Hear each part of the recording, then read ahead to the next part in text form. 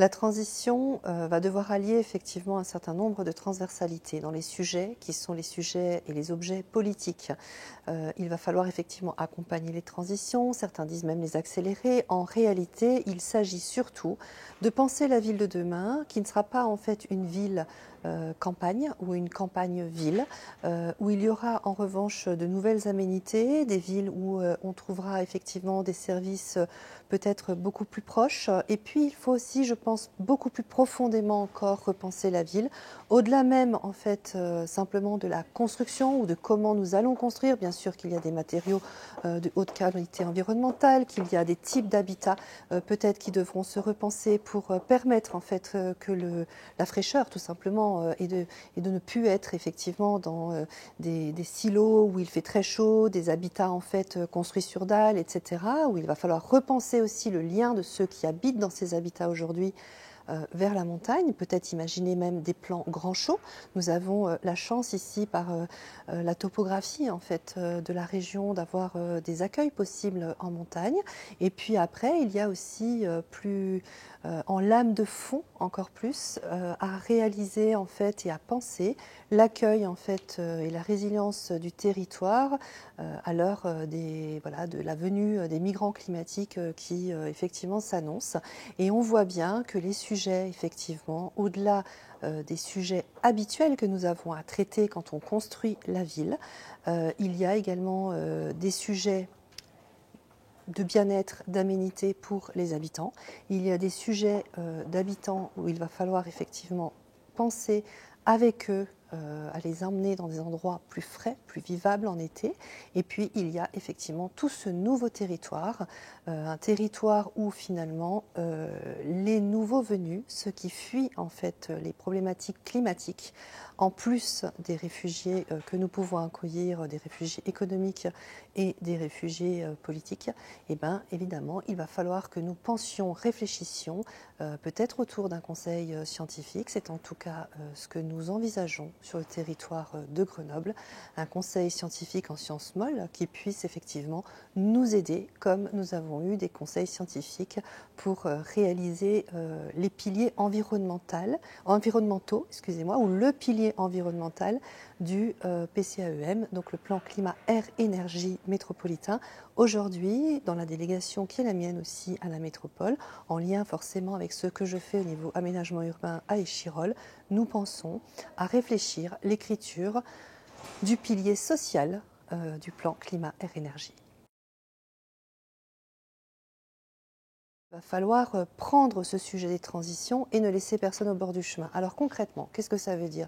Eh bien, par exemple, d'un point de vue, par exemple, des transitions alimentaires, il va falloir effectivement, et nous y travaillons, en lien en fait avec les producteurs locaux, en lien également avec la banque alimentaire de l'Isère, avec nos maraîchers de l'Y grenoblois. Le pari, c'est de se dire, nous allons des marchés de producteurs jusqu'au colis alimentaire, en fait, permettre que les gens aient à disposition des fruits et enfin des denrées fraîches, qu'ils aient également à disposition des produits fermiers et qu'ils aient effectivement à disposition un certain nombre de ces produits voilà, avec des certifications biologiques ou d'agriculture raisonnée pour qu'évidemment nous ne soyons pas avec des colis alimentaires où nous allons retrouver par rapport aux collectes un certain nombre de denrées transformées de l'agriculture, enfin de l'industrie agroalimentaire, celle qu'on décrit un peu, et que nous ayons aussi des produits frais accessibles. Ce n'est pas évident parce qu'effectivement aujourd'hui il y a un surcoût. Certaines réflexions des fois disaient, mais finalement en fait ce qui est important quand on n'a pas à manger, c'est de manger. Non, quand on n'a pas à manger, ce qui est important, c'est oui de manger, mais de manger aussi sainement. Et effectivement, l'injustice ne peut pas être celle-ci et nous devons absolument agir puisqu'il y a des familles et des enfants qui mangent là. Après, effectivement, d'un point de vue énergétique, on le voit bien, beaucoup de choses se sont déjà mises en place. Vous avez les dispositifs Murmure, vous avez un certain nombre d'accompagnements. Murmure 2 fait même l'avance de frais. On voit bien qu'effectivement, tous ces dispositifs sont de plus en plus proches et disponibles. Et puis, voilà, qu'ils sont en fait, qu'ils peuvent être pris en main par les gens. Mais il y a également en fait toute une communication institutionnelle à laquelle en fait tout le monde n'a pas accès de la même manière. C'est vrai aussi, j'en parle pour Murmure, mais j'en parle au niveau de l'habitat, hein, évidemment, la rénovation énergétique de l'habitat, mais c'est vrai également pour la zone à faible émission qui arrive.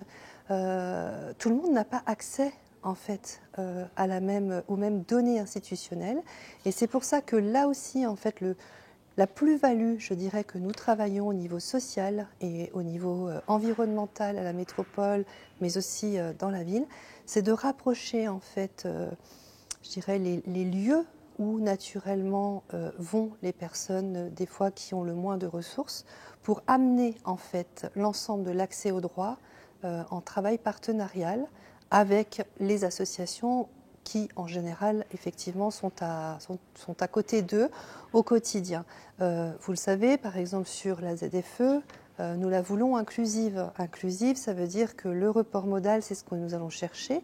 Nous allons chercher à aider en fait les gens qui doivent se séparer de leur voiture à comprendre le système des mobilités, l'écosystème des mobilités qui est très vaste dans cette métropole. Le territoire du SMAG, c'est 600 000 habitants qui comprend aussi bien le Voironnais, le Grésivaudan, notre métropole. L'idée, c'est d'avoir des aides, effectivement, qui vont jusqu'à des gratuités ciblées, mais pour des personnes avec des revenus inférieurs à 23 000 € pour les aides à la ZFE. Nous sommes également en train de travailler en profondeur, en fait, la grille tarifaire du SMAG pour avoir effectivement une optimisation et que nous puissions servir à petit coût, à faible coût, le maximum de foyers et en tout cas les foyers. Aujourd'hui, nous avons travaillé avec l'agence d'urbanisme, un document pour la première fois au niveau de la métropole qui est le diagnostic social de territoire et qui nous apprend effectivement que l'injustice sociale, c'est d'abord 70 000 familles qui vivent en dessous du seuil de pauvreté. On n'y inclut évidemment pas la réalité des migrants, puisque celle-ci, effectivement, est difficile à tracer. Donc 70 000 foyers au bas mot, enfin habitants au bas mot, finalement, ça fait de la pauvreté la 50e commune de la métropole. Donc c'est quelque chose de très fort. Nous savons aussi que la prochaine contractualisation du contrat de ville pour la politique de la ville va écarter définitivement l'aide de l'État aux quartiers en veille active. Alors que justement le diagnostic social du territoire montre que nous avons évidemment un renforcement de la pauvreté très significatif dans les QPV, mais que nous avons également des QVA qui sont de plus en plus fragilisés, et puis beaucoup de territoires qui échappent à la géographie de l'État, qui ont des stigmates qui sont semblables en fait à ceux des quartiers prioritaires. Donc beaucoup de sujets entre solidarité, entre environnemental, donc des sujets à la fois poussés scientifiquement, étudiés de près avec des dispositifs sur la base en fait de réalités objectives et concrètes, et à la fois ce désir, cette obligation que nous avons en tant qu'élus d'agir en fait au quotidien pour que la justice sociale soit vraiment au rendez-vous des transitions, parce que sinon ça ne fonctionnera pas, et puis sinon nous aurons une société à deux vitesses, une métropole à deux vitesses, enfin des choses qui ne sont pas en fait l'identité de notre ville, surtout pas à Échirolles, et qui ne sont pas non plus l'identité métropolitaine.